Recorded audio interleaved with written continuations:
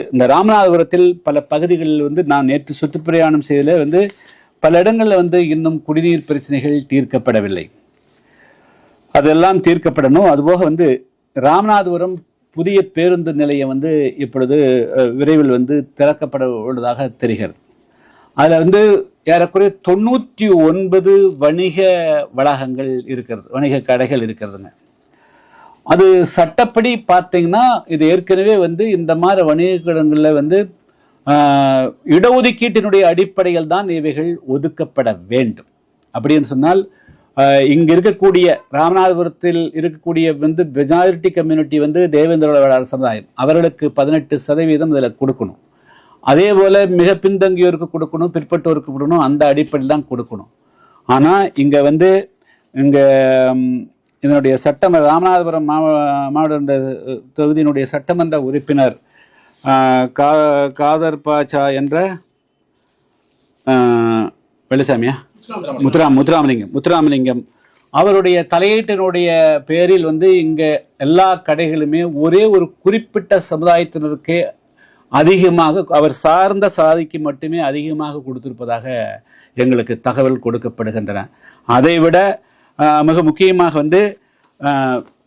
அதாவது மாநகராட்சியினுடைய விதிப்படி இது போன்று மாநகராட்சியினுடைய சொத்துக்கள் அதையெல்லாம் அவங்க மாமன்ற உறுப்பினர்களுடைய பெயரிலோ அவர்களுடைய உற்றார் உறவினர் பெயரிலோ, அதாவது மாமன்ற உறுப்பினர் ஒருவர் ஆணாக இருந்தால் அவருடைய மனைவியின் பெயர், அல்லது அவர் பெண்ணாக இருந்தால் அவருடைய கணவர் பெயர் அல்லது மகன்கள் பெயர், இதில் இது போன்று எந்த விதமான ஏலங்களும் எடுக்கக்கூடாது. ஆனால் எங்களுக்கு கிடைத்த தகவலின்படி கார்மேகம் நகரமன்ற தலைவர் அவர் திருமதி மாரி கார்மேகம் அவருடைய மனைவியருடைய பெயர்லேயே 21வது கடையை எடுத்திருக்கிறாரு. மணிகண்டன் திருமதி அஸ்வினி அவருடைய மனைவிய பேரில் எடுத்துக்கிறாரு. திருமதி இந்திரமேரி செல்வம் அவருடைய கணவர் பேர் எடுத்துக்கிறாரு. திருமதி சபிகா பானு அப்துல் பாதிக் ரஹ்மான் கணவர் பேர் எடுத்துக்கிறாரு. திருமதி ஜோதி புஷ்பம் திரு ஆச்சாதி கணவர் பேர் எடுத்துக்கிறாரு. திரு ராமநாத் எம்சி அவங்களுடைய மனைவி சாந்தி பேர் எடுத்துக்கிறாரு. திருமதி மங்கையர்கரசி அவர் கணவர் பேர் எடுத்துக்கிறாங்க. காளிதாசன் அவருடைய மனைவி பேர் எடுத்துக்கிறாரு. வீரசேகர் அவருடைய மனைவி பேர் எடுத்துக்கிறாங்க. திரு கமலக்கண்ணன் அவருடைய அப்பா பேர் எடுத்துக்கிறாரு. திருமதி பஞ்சவரணம் அவருடைய மகன் பேர் எடுத்துக்கிறாரு. திருமதி கனகவள்ளி அவருடைய மகன் பேர் எடுத்துக்கிறாரு. திருமதி செல்வி அவருடைய மகன் பேர் எடுத்துக்கிறாரு. திருமதி லட்சுமி கணவர் பேர்ல, திருமதி செல்வராணி மகன் பேர்ல, இது போல நகரமன்ற உறுப்பினர்களே நகர சொத்துக்களை அவர்களே பட்டா போட்டு எடுத்துக்கொண்டிருக்கிறார்கள். இதுக்கு எல்லாமே ஆளுங்கட்சி அவர் முத்துராமலிங்கம் தான் அது பின்னணியாக கருதப்படுகிறது. முதல்ல இது சட்டவிரோதமானது. இதை முழுமையாக உடனடியாக ரத்து செய்ய வேண்டும் என்று நான் முதற்கண் வலியுறுத்துகிறேன். இதை இவங்க ரத்து செய்யலைன்னா என்னுடைய தலைமையில் மிக பிரமாண்டமான மிகப்பெரிய அளவுக்கு இது ராமநாதபுரத்தில் ஒரு ஆர்ப்பாட்டம் நடத்த முடிவு செய்கிறோம். நாங்கள் ஒரு 15 நாள் அவகாசம் கொடுக்குறோம். இந்த ஆகஸ்ட் மாதம் இப்போ இன்னைக்கு தேதி 12 ஆச்சு. இன்னும் ஒரு 15 நாள் அவகாசம் கொடுக்குறோம். இல்லைன்னா செப்டம்பர் முதல் வாரத்தில் எனது தலைமையில் இந்த மாதிரி ராமநாதபுரம் புதிய பேருந்து நிலையத்திற்குரிய வணிகங்களை சட்டவிரோதமாகவும் முறைகேடாகவும் ஆளுங்கட்சியினரும் ஒரு குறிப்பிட்ட பிரிவு சாதியை சார்ந்தவர்கள் மட்டுமே அபகரித்து கொண்டிருக்கூடியது. அதே போல நகரமன்ற உறுப்பினர்களே அவருடைய கணவர் மனைவி அப்பா மகன்கள் பெயரில் அபகரித்திருப்பதை கண்டித்து அதை ரத்து செய்ய வலியுறுத்தி நாங்கள் எங்கள் தலைமையில் ஆர்ப்பாட்டம் செய்ய வேண்டிய சூழ்நிலை ஏற்படும்.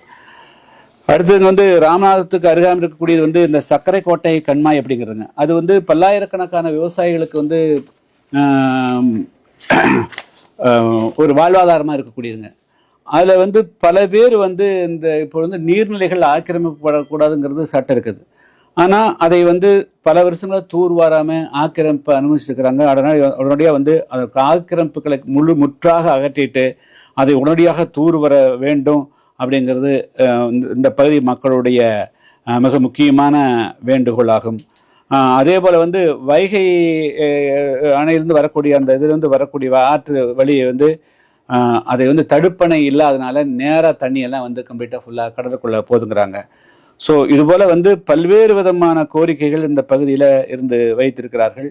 எனவே முதல்ல அந்த சக்கரக்கோட்டை கால்வாய் ஆக்கிரமிப்புகளை முற்றாக அகற்றிட்டு அதை தூர்வாரி பல வருஷங்கள் 30-40 வருஷமாக தூர்வாரின்னு சொல்கிறாங்க. அதே போல் வைகை அந்த அணைக்கு வைகை ஆற்றினுடைய இதில் வந்து தண்ணீர் வீணாகாமல் தடுக்கக்கூடிய வகையில் தடுப்பணையும் கட்டணும் அப்படிங்கிற கோரிக்கை வச்சுக்கிறாங்க.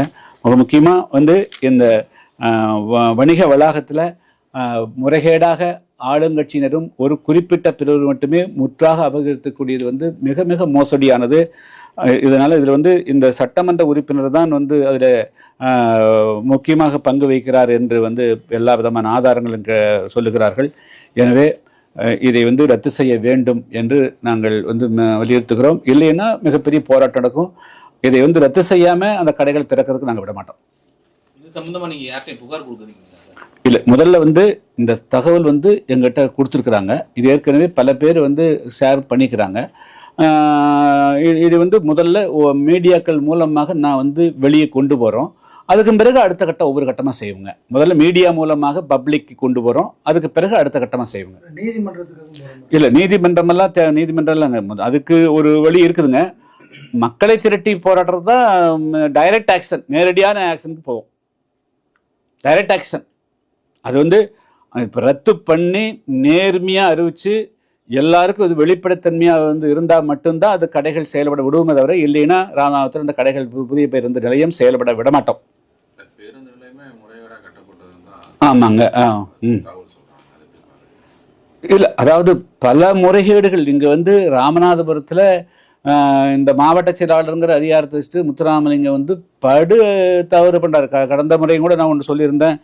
ஆட்சி இருக்கக்கூடியவங்க வந்து ஒரு மிகப்பெரிய அளவுக்கு 10-100 கோடி ரூபாய் அளவுக்கு வந்து கடத்தல் வந்தது, அதை கூட வந்து தப்பிக்க விட்டாங்கிறதெல்லாம் நான் வந்து லாஸ்ட் டைம் சொல்லியிருந்தேன். அதுபோல் இங்கே வந்து பல முறைகேடுகள் நடந்துட்டு இருக்குது. அதையெல்லாம் வந்து இது வந்து ஆட்சி மாறின பிறகு இதுக்கெல்லாம் விசாரணைகள் வரும் என்று கருதுகிறேன். 2017 இருந்து 21 வரைக்கும் 58 சம்பவங்கள் நடந்திருக்கு. குறிப்பா அதுல வந்து பாத்தீங்கன்னா 65 சாதிய ஆணவ படுகொலைகள் நடந்திருக்கு. ஆனா மத்திய அரசு கொடுத்திருக்கிறது வந்து பாத்தீங்கன்னா 3 நிகழ்வுகள் தான் நடந்ததா அதிகாரப்பூர்வமா கொடுத்திருக்காங்க. இப்ப எதை மறைக்க பாக்குறாங்க சார்? இல்ல, அது நீங்க ஒன்னு சொல்றீங்க. நான் என்னுடைய கணக்கு பிரகாரம் 2011 இருந்து 16 வரையிலும் 21 வரைக்கும் இது ஆத்தன்டிகேட்டா எவிடன்ஸ் வந்து இது அது அந்த புள்ளி வரும், தவறான புள்ளி வரும். அந்த புள்ளி வரும், தவறான புள்ளி வரும். எண்ணற்ற அதை விட பன்மடம் கூடுதலாக தான் இருக்குது. இந்த 65 சம்பவத்துல அதிகமா இல்ல, இந்த 3ங்கிறது தவறானது. அத மத்திய அரசு 3 தான் சொல்லியிருக்காங்க. இல்ல, மத்திய அரசு மாநில அரசு தான் சட்ட ஒழுங்கு பார்க்கறது வந்து மாநில அரசுங்க. மாநில அரசு அது கரெக்டான புள்ளி விவரங்கள். மத்திய அரசுக்கு எந்த தகவல் அடிப்படையில் சொல்றாங்க தெரியல. 65ங்கிறது தோராயமாக சரியா இருக்க வாய்ப்பு இருக்கு. இதெல்லாம் தடுக்க தவறு மாநில அரசு தடுக்க தவறிருக்காங்க. நான் தான் சொல்றேன்ல, அதாவது அரசாங்கம் இல்ல, கட்சி அவங்களே வந்து தங்களுடைய கொள்கைகளிலிருந்து ரொம்ப தூரம் விலகி போயிட்டாங்க. திமுக, அண்ணா திமுக 2 கட்சிகளுமே கடந்த 67 ஆட்சியில் மாறி மாறி இருந்து கொண்டு அவர்கள் எந்த கொள்கையை சொல்லி ஆட்சிக்கு வந்தார்களோ, இன்னைக்கு எதையை சொல்லி இந்த மக்களை, ஏழை எளிய மக்கள் இடத்துல ஓட்டுகள் வாங்கிறார்களோ, அருந்து அவங்க ரொம்ப தூரம் வெகு தூரம் போயிட்டாங்க. போனது மட்டுமல்ல, கவுண்டர் ரிவல்யூஷன் எதிர்ப்புரட்சியாளர்களாக மாறிட்டாங்க. இன்னைக்கு இந்த கொலை பண்றவங்களே அவர்களாக இருக்கிறாங்க. அதுதான் ரீசன். அந்த கருத்து சித்தாந்தத்துக்கு வந்து உள்வாங்கி இன்னைக்கு அவர்களே அது குழந்தையாரும் இருக்கிறாங்க. போலீஸ் அவங்கள வச்சுக்கிறாங்க, அவன் கட்சிக்காரன்னு இருக்கிறான், அவன் கூட பாதுகாக்கக்கூடிய அவர்களாக இருக்கிறாங்க. அதாவது புரட்சியாளர்களாக தோன்றி எதிர்ப்புரட்சியாளர்களாக மாறுந்தான் வந்து மிகப்பெரிய வினோதமானதுங்க. தமிழ்நாட்டில் திமுக எதிர்ப்புரட்சியாளர்கள் வரிசைக்கு போயிருச்சாங்க. கவுண்டர் வரிசை ஆயிட்டாங்க. சாதி ஆணவ படுகொலைகளுக்கு வந்து தனிச்சட்டம் கொண்டு வருங்கிறது வந்து திமுக மேனிஃபெஸ்டோலயே இருக்கு. ஆமா, அதாவது அது மட்டும் இல்லைங்க, நீங்க 2021 வந்து கலப்பு திருமணங்களை ஊக்குவிப்பணும் கூட சொல்றாங்க. நீ வந்து கலப்பு திருமணம் ஊக்குவிக்க வேண்டாம், அது பாட்டில் அதுக்கு இயற்கையா வந்து, அதாவது நீங்க ஒரு புள்ளி விவரப்படி பார்த்தீங்கன்னா அண்டைய மாநிலமான கேரளாவில் 20% கலப்பு திருமணம், பஞ்சாபில் 40%, ஹரியானாவில் 60%, நார்த் ஈஸ்டில் வந்து 80% கலப்பு திருமணம், தமிழ்நாட்டில் 2-3% தான். இதுக்கு வந்து புரட்சி பேசுறாங்க, திராவிடம் பேசுறாங்க. இங்க அந்த 2-3% நடக்கிறதுலையும் கொலையில கொண்டு போய் நிறுத்துறாங்க. இதுதான் தமிழ்நாட்டுடைய யதார்த்தமான நிலைமை. இவங்க அதாவது தமிழ்நாடு தான் இருக்கிறதுலே மிக மிக பிற்போக்குத்தனமான மாநிலமா இருக்குதுங்க. இப்போ சட்ட ஒழுங்கு சீர்கேடுறதுக்கு முதல் காரணம் வந்து மதுபான கடைகள். மதுபான கடை குறைக்கிறவங்களுக்கு. ஆனா இப்ப வந்து பாத்தீங்கன்னா அதிகரிச்சுட்டு தான் போறாங்க அந்த அரசு. ஆமாங்க, இதை வந்து நாங்கள் புதிய தமிழகம் கட்சியின் சார்பாக உங்களுக்கு தெரியும், நாங்கள் கடந்த முறை நாங்கள் வந்து தொடர்ந்து இந்த டாஸ்மார்க்கை மூடணும் அப்படின்னு நாங்கள் வந்து வலியுறுத்தி வர்றோம். இப்போ டாஸ்மார்க்கு மட்டும் மூடுறதுல கஞ்சாவுடைய பயன்பாடு வந்து அது எல்லா இடத்துக்கும் பரவலாயிடுச்சு. கம்ப்ளீட்டாக கிராமந்தோறும் வந்து எது கொள்கை இருக்குதோ அந்த கொள்கை வந்து பரவலாயிடுச்சு கம்ப்ளீட்டாக. அதாவது வீடுதோறும் வந்து டோர் ஸ்டெப்பில் எல்லா வீட்டுக்கும் போயிடுச்சு. அதுபோக மாத்திரை மருந்து போதை வஸ்துக்களும் வந்துடுச்சுங்க. ஸோ எல்லா விதமான தீமைகள் எல்லாம் தமிழ்நாட்டில் வந்து டோர் ஸ்டெப்புக்கு போயிடுச்சுங்க.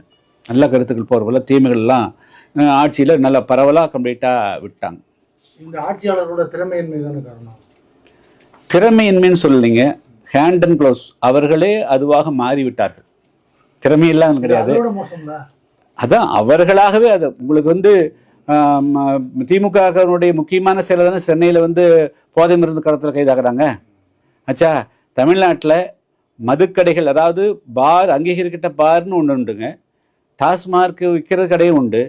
இப்போ வந்து அதையெல்லாம் தாண்டி ஒவ்வொரு கிராமத்திலையும் இல்லீகலாக ஒரு 20 பேராவது வந்து மது விற்கக்கூடியவங்களா இருக்கிறாங்க. இதை நீங்கள் எப்படி பார்க்க முடியும்? 20லேருந்து 30 பேர் வந்து இதில் வச்சுக்கிறாங்க. இது பெட்டிக்கடை மாதிரி வச்ச மாதிரி எல்லா கிராமங்கள்லையும். அது எது கிடைக்கிற தண்ணியே கிடைக்கலாம் கூடங்க, அந்த ஒரு தண்ணி வரலாம் கூட இது வந்து தட்டுப்பாடு இல்லாமல் கிடைக்கும். பால் வரலாம் கூட இது மட்டும் டாஸ்மார்க் மட்டும் தட்டுப்பாடு இல்லாமல் கிடைக்குதுங்க. கலப்பு திருமணம் செய்கிறவர்களுக்கு வந்து பாதுகாப்பு கொடுக்கணும் பல நீதிமன்றங்களை சுமோட்டோ கேஸாவே எடுத்திருக்காங்க. ஆனா பட் இதுவரை கொடுக்கல. சோ அதுக்கு புதிய தமிழகம் கட்சி சார்பில் என்ன அறிவுரைகள் கொடுக்கலான்றீங்க இந்த அரசுக்கு? சார் வந்து அதான் சொல்லுங்க, காலத்தால் கெடுங்கிற மாதிரி திமுக அதிமுக கொள்கைகள் காலத்தால் கெட்டு போய்விட்டன. கொள்கையில அவங்க 2 பேரும் கொள்கையா இல்லை. என்ன கொள்கைன்னு கேட்டா 2 பேரும் சொல்ல முடியாது. அவர்கள் தங்களை ஏதாவது மறுசீரமைத்துக் கொள்வதற்குண்டான வழி இருக்கலையான்னு தெரியல. அவர்கள் பேசுவதொன்று நடப்பதொன்றா இருக்கு. நான் தான் சொன்னேன், பிஜேபி புதுசா வர்றீங்க, இது வந்து ஒரு அப்பட்டமான ஹிந்து. அவன் வந்து கவின் வந்து ஒரு ஹிந்து ஃபேமிலி, நீங்க ஹிந்துக்குத்தான் நிக்கிறோங்கிறீங்க ஆச்சுங்களா? தஞ்சாவூர்ல பக்கத்துல ஒரு பள்ளி மாணவி வந்து இறந்து போனதுக்கு நீங்க வந்து பள்ளி எடுத்து மூடுற அளவுக்கெல்லாம் நீங்க போராட்டம் நடத்துனீங்கல்ல ஆச்சுங்களா? இங்க வந்து கவினுடைய மரணத்துக்கு உங்களுடைய வாயில பேஸ்ட் போட்டு ஒட்டிட்டாங்களா, தைச்சிட்டாங்களா? நீ அப்புறம் என்ன ஹிந்து பேசுற? உன்னை நம்பி எப்படி வர முடியும்? நீ யாரு? இப்போ நீ யாருக்காக நிக்க போற? அப்ப வந்து வெற்றவனுக்கும் குத்தரவனுக்கும் அடாவடி பண்றவனுக்கும் தான் பேசுறதா ஹிந்து பிஜேபியா? அப்போ ஏழை எளிய மக்கள் ஹிந்து வந்து ஒரு 1000 பேர் மதம் மாறணும், அதுக்கு மட்டும் ஓடி வர்றீங்க. அப்ப உங்களுடைய ஹிந்து பாசம்ங்கிறது அதுலயும் பாகுபாடு இருக்குது, அதுலயும் செக்ரிகேட் பண்ணி பாக்குறீங்க. நீங்க வெறும் ஹிந்து மட்டும் இருந்தா போதுமா? கோயில் மட்டும் இருந்தா போதுமா? கடவுள் இருக்கிறது எல்லாமே வந்து மனிதர்களுக்காகத்தான் இருக்குது. இதுல என்னாச்சு? தேசிய தலைமை என்னாச்சு? மாநில தலைமை ஆச்சு? ஏன் இந்த சம்பவத்தை கண்டிக்கிறோம் என்று வாய் திறந்து பிஜேபி பேசுறதுக்கு என்ன குறைஞ்சு போச்சு? திமுக தான் மோசம் விட்டுருங்க, அண்ணா திமுக தான் மோசம் விட்டுருங்க. நீங்க தான் தமிழ்நாட்டை வந்து நாங்க மீண்டும் பிடிப்புங்கிறீங்க. எந்த லட்சத்தை நீங்க பிடிக்க வருவீங்க நீங்க? அப்ப வந்து நீங்க சும்மா வந்து வெறும் வார்த்தை ஜால ரெட்டாருக்கு வெறும் வார்த்தை ஜாலத்திலேயே வந்து தமிழ்நாட்டு மக்களுடைய எல்லா இந்துக்களும் உங்ககிட்ட பக்கம் வந்துருவாங்களா? மூக்கத்தனமும் போக்கிரித்தனமும் பட்டவர்த்தனமா பண்றாங்க. அதை கண்டிக்கிறதுக்கு உங்களுக்கு வந்து தைரியம் வர மாட்டேங்குது. என்ன விதத்துல நியாயமா இருக்க முடியும்? அப்போ நீங்க வந்து ஹிடன் அஜெண்டா, ஆர்எஸ்எஸ்க்கும் பிஜேபிக்கும் ஹிடன் அஜெண்டா இருக்குது அப்படிங்கறத நீங்க வந்து வெளிச்சம் போட்டு காட்டுறீங்க. கவின் மேட்டர்ல இருந்து வெளிச்சம் போட்டு காட்டுறீங்க. நீங்க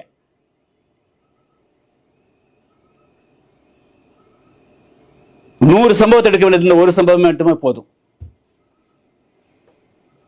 எதிரொலி இந்த வரக்கூடிய 2026 சார், தேர்தல் வந்து தேர்தலுக்கும் இதுக்கு என்ன சமயம் சார்? தேர்தல் வந்து பல்வேறு பிளாட்ஃபார்ம்ல தேர்தல் நடக்குது சார். முதல்ல வந்து மனித நேயத்தோட ஒவ்வொரு அரசியல் கட்சியும் நடக்கணும் சார். நான் அதாவது தவறை தவறுன்னு சுட்டி காட்டுங்க ஆச்சா. யார் தவறு செய்தாலும் அதை சுட்டி காட்டுங்க. இதில் வந்து நீங்கள் ஒரு சைடு எடுக்க வேண்டிய அவசியம். இது ஓட்டு போயிடும் ஓட்டு வரும்னு பார்க்காது. ஓட்டுக்காக வந்து இந்த நாடு கிடையாது, இந்த மக்கள் கிடையாது ஆச்சுங்களா?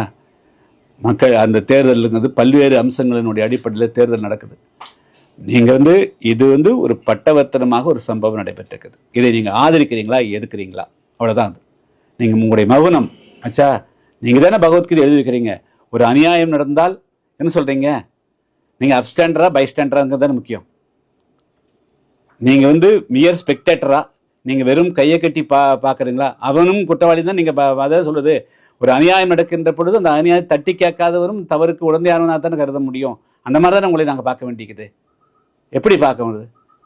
நாங்கள் திமுக கிட்ட கேள்வி, திமுக அவர்கள் என்றோ கொள்கையை விட்டு போய்விட்டார்கள். அண்ணா திமுக பேச முடியாது.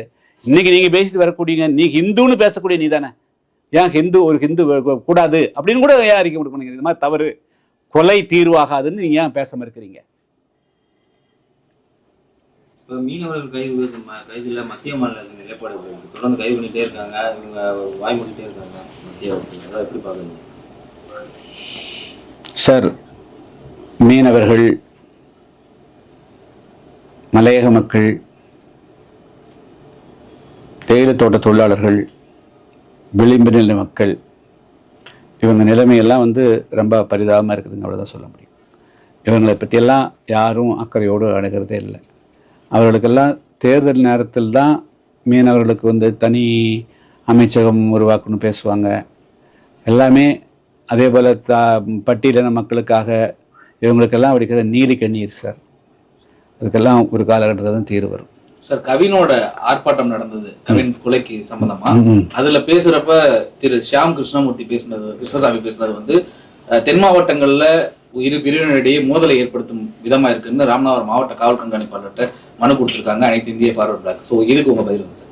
1957 இமானுவேல் படுகொலை யார் பேசி வந்தது? 1980 6 மாசம் கலவரம் நடந்தது. அது யாருடைய பேச்சால வந்தது? 1979 ஊஞ்சியில புறவை எடுக்கிறதுல 7 பேர் தேவேந்திர வேடரை கொண்டாங்களே, யாரு பேசி வந்தது? 1989 போடி மீனாட்சி கலத்தில் 80 பேரை கொண்டாங்களே, யாரு வந்தது? 2004 என் மீது வெடிகுண்டு வீசினாங்களே, எவன் பேசி யாரெல்லாம் பேசினானுங்க? எதுக்காக வெடிகுண்டு வீசினாங்க ஆச்சுங்களா? கவின் படுகொலையை தூண்டியவர்கள் யார்? முதல்ல இந்த மாதிரி காலி பயன்களெல்லாம் கைது பண்ணணும். இந்த சாதாரண இருக்கக்கூடியவர்களை இந்த தூண்டிவிடக்கூடியதே ஆப்பநாடு மறவர் சங்கம், அதுபோன்று பல்வேறு அமைப்புகள் தான் தமிழ்நாட்டில் ஜாதியத்தை அந்த சாதாரண இருக்கக்கூடிய ஏழை எளிய மறவர் சமுதாயத்துடைய விவசாயிகளை கூட குற்றவாளிகளாகவும் கொலைகாரர்களாக ஆக்குறதும் இது போன்ற சில சங்கங்கள் தான். இந்த சங்கங்களை எல்லாம் கண்காணித்து அவர்கள் மீது நடவடிக்கை எடுத்தாலே தமிழ்நாட்டில் எந்த விதமான கலவரம் வராது. ஆப்பநாட்டு மறவர் சங்கத்தை சேர்ந்தவன் எங்கேயோ ராமர் படுகொலை இருக்குது, எதுக்கு ஆப்பநாட்டு மறவர் சங்கத்துக்கு போய் அவங்க ஆஜர் பண்றாங்க? எதுக்காக தியாகி இம்மானுவேல் சேகருடைய மணிமண்டம் கூடாதுன்னு ஆப்பநாட்டு மறவர் சங்கத்துக்கு எதுக்கு ஆர்ப்பாட்டம் பண்றாங்க? இவங்கெல்லாம் யாரு? மீண்டும் மீண்டும் அந்த சமுதாயத்தை குற்றப்பரம்பரை என்பதை நிரூபிப்பதை போல இது போன்ற சில காலி அமைப்புகள் செய்கிறார்கள். இவங்களைத்தான் காவல்துறை வேரோட புடுங்கிறியணும். என்னடா டே, அங்க நடந்திருக்கிற சம்பவத்துக்கு அதை கண்டிக்காம எதுக்கடா மனு கொடுக்குவாரு? இவனை பிடிச்சி உள்ள போடணும். இவங்கள அந்த வழக்கில் சேர்க்கணும். நிறைய பேர் கவின் படுகொலையை ஆதரிச்சு போடுறான் சோசியல் மீடியால. அவங்கள எல்லாத்தையும் இந்த வழக்கில் சேர்க்கணும். தமிழ்நாட்டில் அமைதியா இருக்கு. யாரும் எல்லா சாதாரண இருக்கிற எல்லாரும் பண்றதில்லை. இந்த மாதிரி சில சாதி வெறியர்கள் அந்த சமுதாயத்துக்குள் இருந்து அவர்கள் கூலிப்படையா மாறுறாங்க. இத்தனை ஆயிரக்கணக்கான சம்பவங்கள் நடந்துட்டு இருக்குது. எத்தனை? 1 2? இந்த சம்பவத்துக்கெல்லாம் யார் காரணம்? எல்லாம் இவர்கள் தான். இன்னைக்கு சரி கேட்கிறேன், அண்மையில கடந்த 1 வாரத்துக்கு முன்பு கோயம்புத்தூர்ல ஒரு எஸ்ஐ, அதாவது குடிமங்கலம் என்ற ஒரு ஸ்டேஷன்ல பக்கத்துல சிக்கனூத்துங்கிற கிராமம் மகேந்திரனுடைய தோட்டத்தில் ஒரு மழை நடக்குது. அப்பா மகனுக்குள்ள சண்டை. காவல் 100லிருந்து அவர் போன் பண்ணி போக சொல்றார். போறது தேவேந்திர அரசாங்கத்தை சேர்ந்தவர். 3 பேருக்கு சண்டை விலக்கு போனவரை 3 பேரும் சேர்ந்து கொள்றாங்க. 3 பேர் மரவர் சமுதாயம் சார்ந்தவங்க. நீ தூண்டி விட்டியாரியே, அந்த சங்கத்துக்காரன் தூண்டி விட்டியாரியே. அப்போ தமிழ்நாட்டில் அதே போல எண்ணற்ற பல்லடத்தை சுற்றி எண்ணற்ற கொலைகள் வந்து சாதாரண சாலையில் இருக்கிறவங்களெல்லாம் கொலை பண்றாங்க. இதுக்கெல்லாம் யாரு பின்னணி இருக்கிறது? இந்த அமைப்புகள் தான் காரணமாகுது. இந்த அமைப்புகள் வந்து இவர்கள் வந்து இந்த ஜாதியை வந்து சாதாரண விவசாயிகள் இருக்கக்கூடியவர்களும் மாணவர்களையும் இளைஞர்களையும் தூண்டி தூண்டி ஜாதி வெறியை உருவாக்கி அவர்களுக்கு அருவாளை கொடுக்கறதே இந்த மாதிரி அமைப்புகள் தான். எத்தனை தேவேந்திர அமைப்புகள் வந்து அருவாளை தூக்கி கொடுக்குறாங்க? எத்தனை பேர் தேவேந்திர கொள்ள போறாங்க? எத்தனை ஆதிராவிடர் பண்றாங்க? எத்தனை யாதவ் பண்றாங்க? அண்மையில சேரன் மாதேவியில ஒரு 10ஆம் கிளாஸ் பையன் வந்து ஒரு இன்ஸ்டாகிராம் போட்டதுக்காக வந்து அந்த யாதவ் பையனை போய் உடனடியாக அருவாளை வச்சிருந்து கொள்றான். இதெல்லாம் என்ன கேரக்டர்? இதெல்லாம் யார் வளர்க்குறதாரு? அதே போல ஒரு பென்சில் தகராறு பாளையங்கோட்டையில், அது போய் வெட்டவன் வந்து மரவர் சமுதாயம் சேர்ந்துக்கிறான். இதுக்கெல்லாம் இவனுக்கு தான் காரணம். முதல்ல இந்த அமைப்புகள் அத்தனை பேரும் இவங்க எல்லாருமே கூலிப்படையும் இவர்கள் வந்து ஜாதி வெறி பிடிச்சவர்கள். இவங்களை வந்து பிடிச்சி உள்ள போடணும். புகார் கொடுக்கறது உள்ள பிடிச்சி போட்டிருக்கணும். இவர்கள் தான் ஜாதி பிரச்சனையை உருவாக்குறாங்க. பாக்கி யாரும் சாதி பிரச்சனை உருவாக்கல. எல்லாம் அரசியல் அவங்கவுங்க மேல வரும்னு நினைக்கிறாங்க.